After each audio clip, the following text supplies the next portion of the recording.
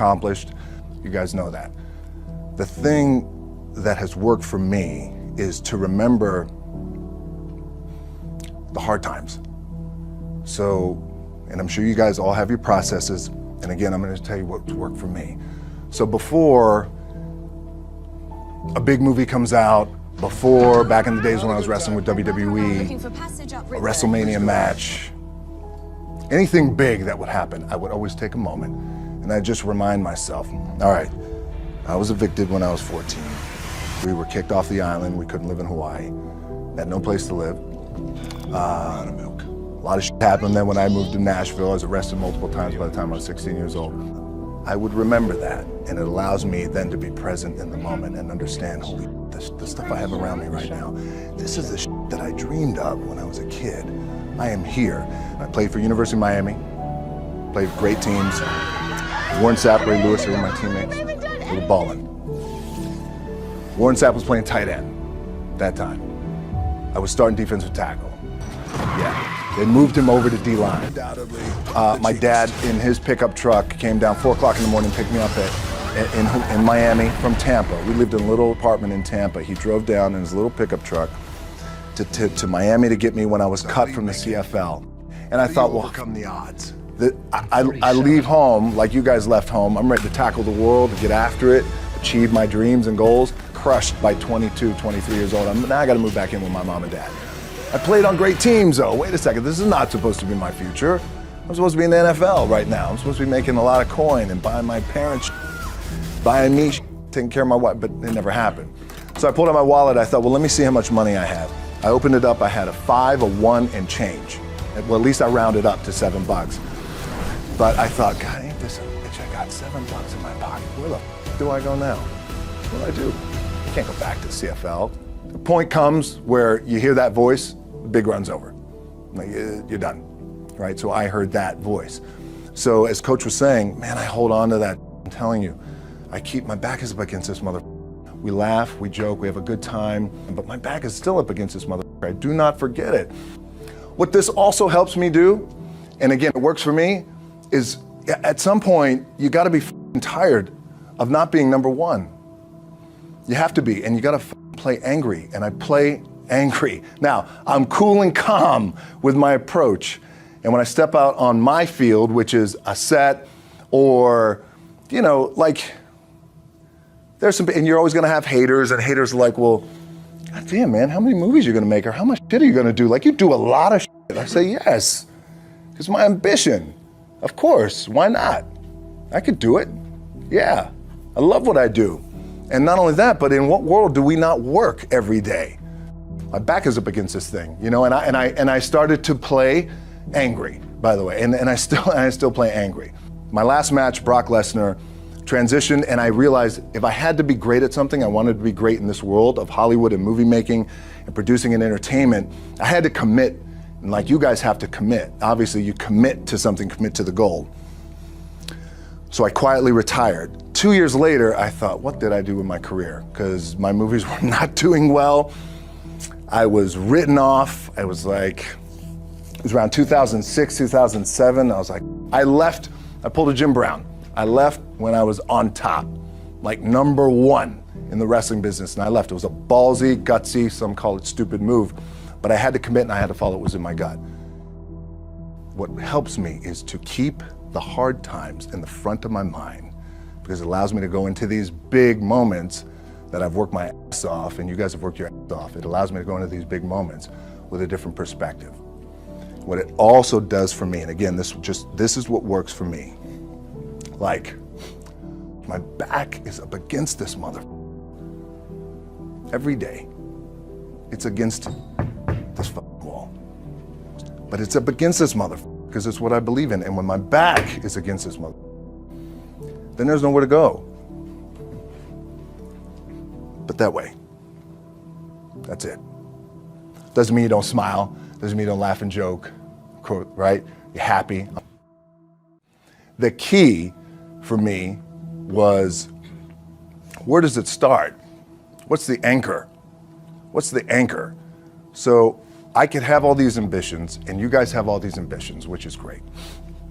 It's important. I'll play this role, you'll play that role. I'll execute this thing and it'll come out this summer. You guys will execute this thing during the summer, right, when it's time to really put in a lot more work.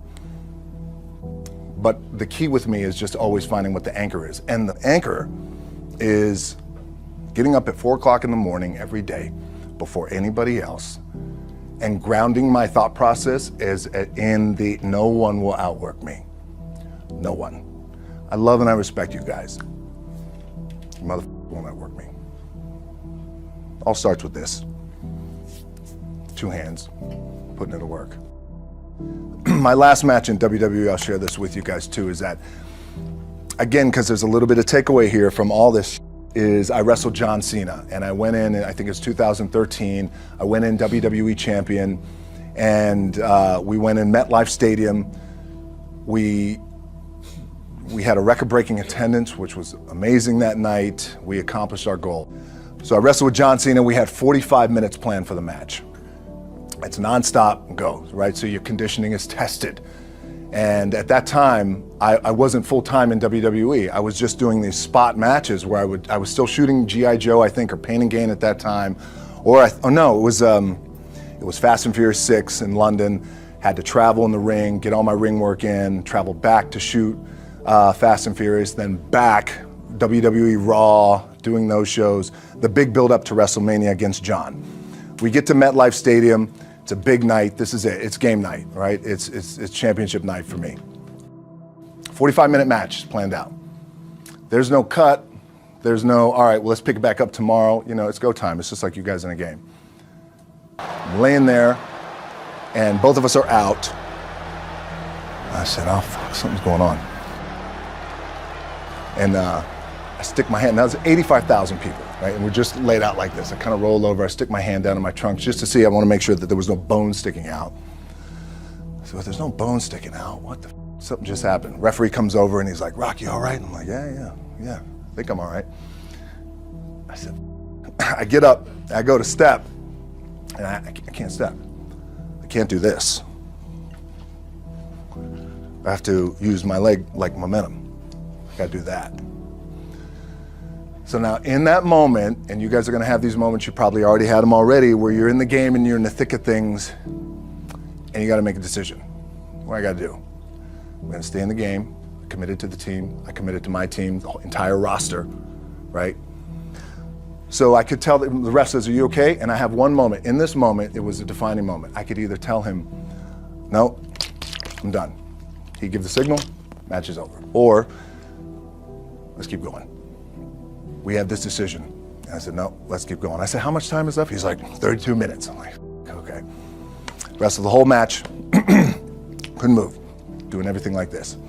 I'm getting scared because I'm thinking, man, well, what happens if I pinch something or something like, you know, I don't know, your mind starts fucking with you in the moment. There's 85,000 people, your adrenaline's rushing.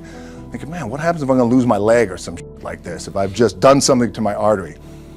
Final move of the match is his big finishing move. And I remember I'm getting up and I'm turning like this because I have to fall into him. He's gonna hit me with his big finisher. I remember turning into John and he says, and I remember thinking to myself, God, please don't let this be too bad. Just take care of me. Take care of me. Bang! Comes in the back, I get to the back, I can't move. Now I'm getting a little nervous. Get on a jet, rushed home to my doctor's down in Florida, and get an MRI, find out that I have completely torn my adductor, the top of my adductor and my top of my quad off my pelvis. What I was proud of was to walk out on my own, but not only that, but in this moment where the odds are against you, people are watching, your team's depending on you, you either say, I'm done, or this whatever the is going on, it's temporary, and it may fuck me up at some point down the road. But I'm not gonna let this opportunity go by without giving it my all. As you guys know, there's nothing you can't accomplish. You're gonna go on, you're gonna become world champions. The key for me, what I think one of the keys is, remember where you came from, keep that in the front of your mind, and when shit goes bad and it goes sideways, a lot of shit does, you're getting booed out of the building, or you're coming through this injury, or people are writing you off. Oh, you guys ain't make it. You know, any of that. You gotta keep it in here. And it really has to, it should drive you. It should. It works for me. It should drive you. You get all the talent in the world. It's all here. Really, the two things I want to say are, you got to be the hardest workers in the room, and don't f the opportunity out.